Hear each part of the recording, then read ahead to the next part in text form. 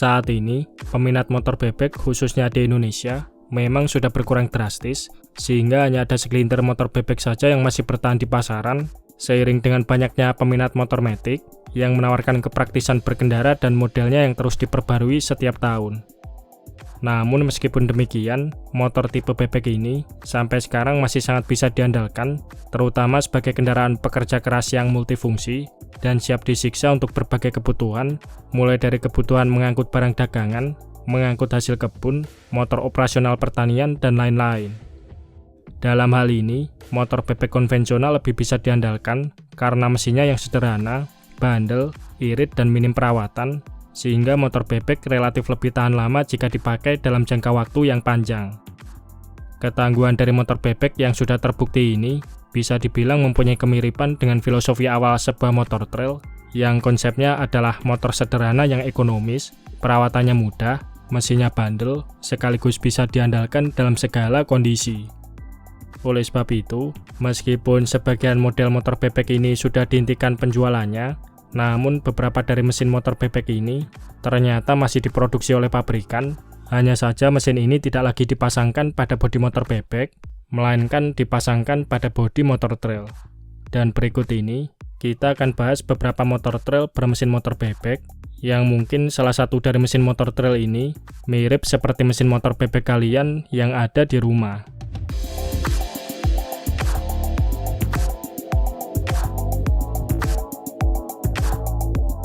Di list kita yang pertama adalah Honda CR-V 110F.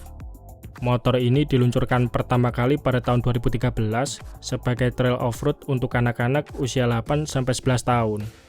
Maka dari itu, dimensi motor ini dibuat kecil, di mana tinggi joknya hanya 65,7 cm dan bobot keringnya berada di angka 74 kg, sehingga mudah dijangkau untuk anak-anak usia 8-11 tahun. Sesuai dengan namanya, CR-V 110F mengusung mesin selonjoran berkubifikasi 110 cc yang secara tampilan maupun detail spesifikasinya mirip seperti mesin Revo injeksi.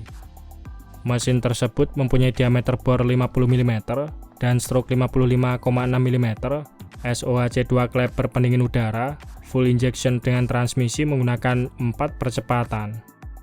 Namun, kedua mesin ini mempunyai sedikit perbedaan. Salah satunya adalah rasio kompresi CR-V 110F yang sedikit lebih rendah, yaitu di angka 9:1, sedangkan mesin Revo injeksi memakai 9,3:1.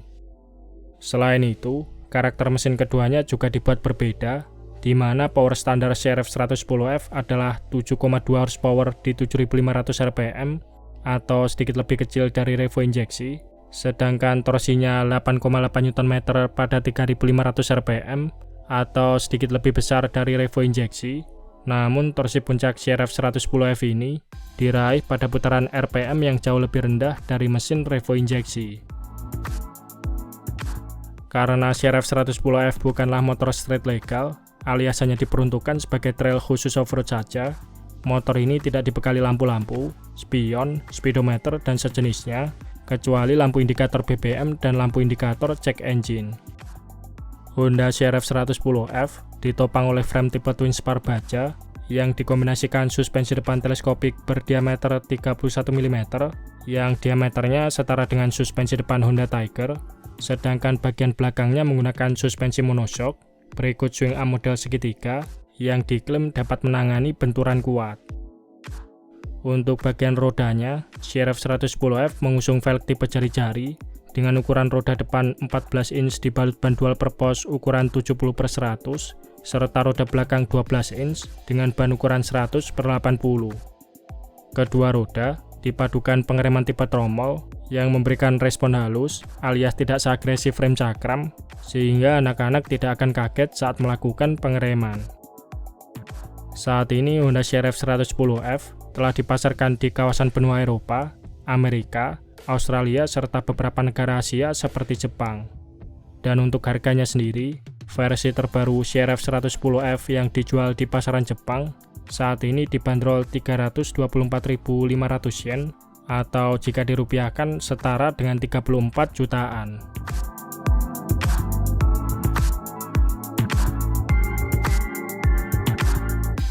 Di list kita berikutnya adalah Yamaha TTR 110. Mini trail yang dirilis pada tahun 2008 ini mengusung basis mesin yang detailnya sama persis seperti mesin Jupiter Z Karbu, di mana mesin tersebut mempunyai ukuran bor 51 mm dan panjang stroke 54 mm yang menghasilkan kubikasi mesin 110,3 cc, SOHC 2 klep berpendingin udara, rasio kompresi 9,3:1, pengkabutan BBM karburator, serta transmisinya menggunakan 4 speed. Adapun sedikit perbedaan dari mesin TTR 110 ini adalah ukuran karbu yang digunakannya lebih kecil, yaitu 16 mm, sedangkan karbu Jupiter Z berukuran 17 mm. Dalam kondisi standar, mesin Yamaha TTR 110 diklaim mampu menghasilkan output tenaga 7,2 horsepower di 7.500 rpm, serta torsi puncak 8 Nm pada 4.000 rpm, yang secara spek di atas kertas, power maupun torsinya ini lebih kecil dari mesin Jupiter Z. Namun berkat adanya beberapa penyesuaian karakter untuk penggunaan off-road, peak power dan torsi mesin Yamaha TTR 110 diraih pada putaran RPM yang lebih rendah. Meskipun tenaga yang dihasilkan mesinnya terbilang lebih kecil, performa dari mesin 110 cc ini dinilai sudah sangat cukup untuk TTR 110, mengingat bobot totalnya yang hanya berada di kisaran 72 kg saja, yang artinya bobot motor ini 25 kg lebih ringan dari bobot Yamaha Jupiter Z. Berdasarkan website resmi Yamaha, TTR 110 diperuntukkan sebagai trail untuk anak-anak usia pra-remaja dengan rentang usia antara 8-12 tahun, dan sama halnya seperti CRF 110F, motor ini juga tidak legal apabila digunakan di jalan raya, melainkan hanya diperuntukkan sebagai motor off-road saja. Untuk segi detailnya, Yamaha TTR 110 dibekali frame tipe tralis, suspensi depan teleskopik berdiameter 31 mm, dan suspensi belakang monoshock. Berikut velg jari-jari depan berukuran 14 inch yang dibalut ban dual purpose ukuran 250, serta roda belakang 12 inch dengan ban ukuran 300. Kedua rodanya dipadukan pengereman full throttle, serta kapasitas tangkinya mampu menampung sebanyak 3,7 liter bahan bakar. Nah, ngomongin soal harganya, saat ini Yamaha TTR 110 yang dijual di pasaran Amerika dibanderol seharga $2.449 atau jika dirupiahkan setara 38,8 jutaan.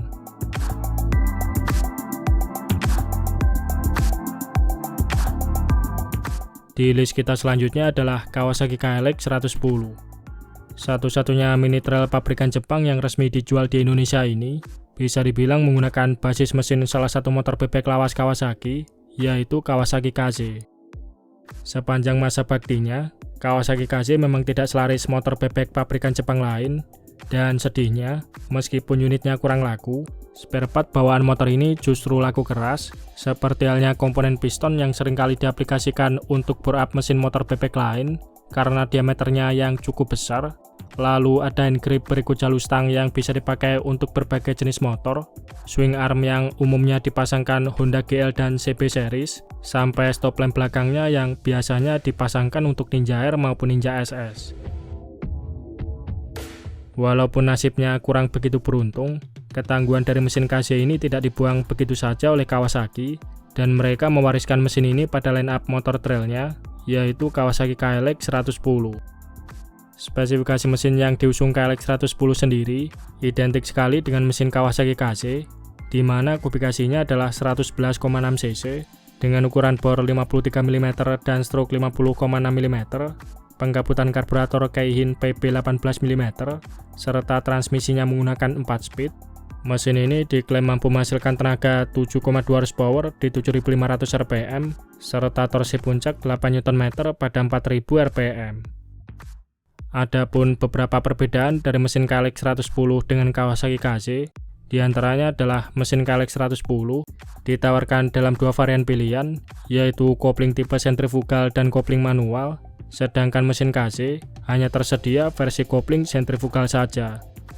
Kemudian perbedaan lainnya adalah rasio kompresi KLX 110 dibuat lebih tinggi, yaitu 9,5:1, sementara Kawasaki KZ 9,3:1, sehingga power puncak KLX 110 bisa diraih pada putaran RPM yang lebih rendah. Saat ini, KLX 110 yang dijual oleh ATPM Kawasaki Indonesia ditawarkan dalam dua varian pilihan, yaitu KLX 110R yang dibekali travel suspensi lebih pendek dan menggunakan kopling sentrifugal. Versi ini dibanderol dengan harga Rp27.800.000, sedangkan varian berikutnya adalah KLX 110RL yang dibekali travel suspensi lebih tinggi dan sudah menggunakan kopling tipe manual. Versi ini dibanderol dengan harga Rp27.900.000. Kalau tadi kita sudah ngomongin mini trail bermesin motor bebek dari 3 pabrikan Jepang, Honda, Yamaha, dan Kawasaki, maka kurang lengkap rasanya jika pabrikan Suzuki tidak disertakan dalam pembahasan ini. Namun pertanyaannya sekarang adalah, apakah Suzuki juga mempunyai mini trail di kelas ini? Jawabannya adalah mereka mempunyai produk trail serupa yang dinamai sebagai DRZ 110. Lantas, apakah mini trail Suzuki ini memakai mesin Shogun 110 seperti halnya kompetitor lain? Nah, menariknya Suzuki tidak menggunakan basis mesin motor bebek buatan mereka sendiri, melainkan DRZ 110 ini justru menggunakan platform yang sama dengan Kawasaki KLX 110, alias basis mesinnya berasal dari Kawasaki KZ. Kenapa bisa demikian? Hal tersebut disebabkan karena di awal tahun 2000-an, Kawasaki dan Suzuki pernah melakukan kerjasama yang meliputi sharing part, sharing platform, serta pengembangan tipe motor baru. Kerjasama antara kedua pabrikan ini dilatar belakangi oleh krisis ekonomi yang membuat development produk mereka terganggu, sehingga keduanya merasa perlu bekerja sama agar bisa mengimbangi pengembangan produk Honda dan Yamaha yang secara penjualan lebih kuat dibandingkan Suzuki dan Kawasaki. Adapun hasil kerjasama ini diantaranya adalah sharing platform beberapa jenis motor yang telah disepakati, seperti halnya genre motor cruiser, adventure bike, skuter matic, sampai genre motor garuk tanah, seperti RMZ 250 dengan KX 250 generasi awal, Suzuki RM65 dengan KX 65, dan termasuk juga KLX 110 dengan Suzuki DRZ 110, yang secara keseluruhan basisnya sama persis. Sayangnya aliansi Suzuki dan Kawasaki ini hanya berlangsung sampai tahun 2005 saja, dan endingnya nasib DRZ 110 ini pun juga harus berakhir beberapa tahun pasca berhentinya kerjasama antara Suzuki dan Kawasaki.